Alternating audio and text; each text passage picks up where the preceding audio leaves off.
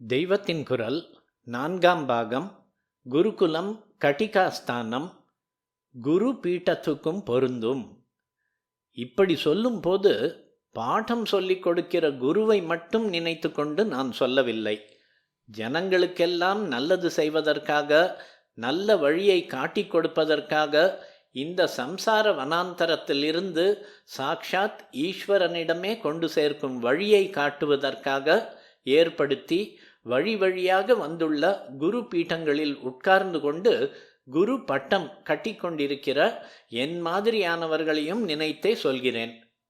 சிஷ்யர்கள் நல்ல சிஷ்டர்களாக, அதாவது அவர்களுக்கு ஏற்பட்ட சாஸ்திர கட்டுப்பாடுகளை வழுவாமல் பின்பற்றுபவர்களாக இருந்தால்தான் நாங்களும் அவர்களுடைய ஆதரவையும் மரியாதையையும் பெறும் விதத்தில் எங்களுக்காக ஏற்பட்ட அதைவிட கடுமையான சாஸ்திர கட்டுப்பாடுகளை பூர்ணமாக அனுசரித்து நல்ல ஒழுக்கத்தோடும் ஆச்சார அனுஷ்டானத்துடனும் இருப்போம். அப்படி இல்லாமல் சிஷ்யர்கள் அவர்களுக்கான நியமங்களின்படி இல்லாமல் தற்போதுள்ள மாதிரி இருந்தால் என்ன ஆகிறது?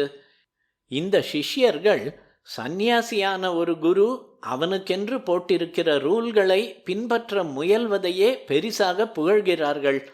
ஆகாரம், வாசஸ்தானம், வஸ்திரம் முதலானதுகளில் யதியான ஒரு குரு பரம எளிமையானவற்றைத்தான் கைக்கொள்ள வேண்டும்.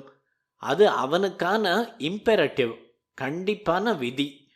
கொஞ்சம் விழுப்புப்பட்டால் கூட அவன் ஸ்நானம் பண்ணணும், உபவாசம் இருக்கணும், நிரம்ப தபஸ் பண்ணி கொண்டு கொஞ்சம் கூட பிறழாமல் ஆச்சார நியமங்களை அனுஷ்டித்து கொண்டு அவன் இருந்தால்தான் அவன் தன்னளவில் நிஜமான யதியாக ஆகி சித்தி பெற முடியும்.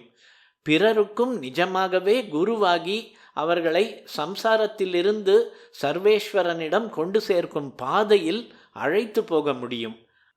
அணுசக்தி நிலையத்தில் வேலை செய்பவர்கள் எப்படி ரேடியேஷனால் பாதிக்கப்படாமல் இருப்பதற்காக அநேக ப்ரிகாஷன்களை கவனமாக மேற்கொண்டு இந்த மாதிரி ட்ரெஸ், இந்த உலோகம்தான் கிட்டே வரலாம் என்பதையெல்லாம் நுணுக்கமாக பின்பற்றுகிறார்களோ, அப்படியே தான் நாங்களும் அனாச்சார ரேடியேஷனை குறித்து ஜாக்கிரதையாக நடந்து கொள்ள வேண்டும். அட்டாமிக் ரியாக்டரில் வேலை செய்கிறவன் அந்த ரூல்களின்படி செய்யாவிட்டால் கெடுதல், அவனுக்கும் கெடுதல், ரியாக்டருக்கும் ஹானி ஏற்பட்டு பெனிஃபிஷியரி, ரியாக்டரால் பயன் பெற வேண்டியவர்களும் பயன் பெறாமல் போவார்கள். அதனால் அவன் ரூல் படி செய்யாவிட்டால்தான் அவன் மேல் ஆக்ஷன் எடுத்து தண்டிப்பார்களே ஒழிய, ரூல் படி பண்ணினால் அதற்காக யாரும் மெச்சி பாராட்டு விழா நடத்துவதில்லை.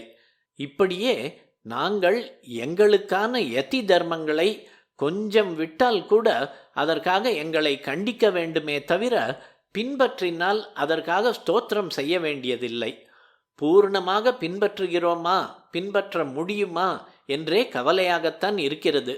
இந்த லட்சணத்திலேயே ஐயோ எத்தனை விரதம், எவ்வளவு நியமம், எப்படி நமக்காக தம்மையே தண்டித்து கொள்கிறார், என்ன தியாகம் என்றெல்லாம் ஸ்தோத்திரம் செய்தீர்களானால் நாளாவட்டத்தில் அது மண்டைக்குள் ஊறி இப்போது அரைகுறையாக பின்பற்றும் நியமங்களையும் மேலும் கொஞ்சம் கொஞ்சமாக விட்டு கொண்டு போனால் என்ன என்று தோன்ற ஆரம்பித்து விடலாம்.